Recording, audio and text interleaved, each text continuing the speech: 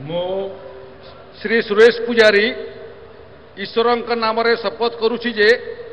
मु विधि द्वारा प्रतिष्ठित भारतर संविधान प्रति श्रद्धा और निष्ठा रखिबी, भारतर सार्वभौमत्व एवं अखंडता रक्षा करिबी, ओडिशा राज्यर मंत्री रूपे मोर कर्तव्य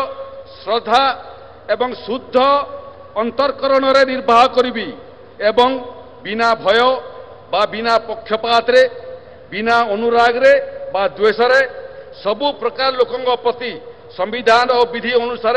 न्याय करिबी। मो श्री सुरेश पुजारी ईश्वर नाम शपथ करुछि जे जो विषय राज्यर मंत्री रूपे मोर विचार को अणाजिबो बा मते ज्ञात हबो ताहाकू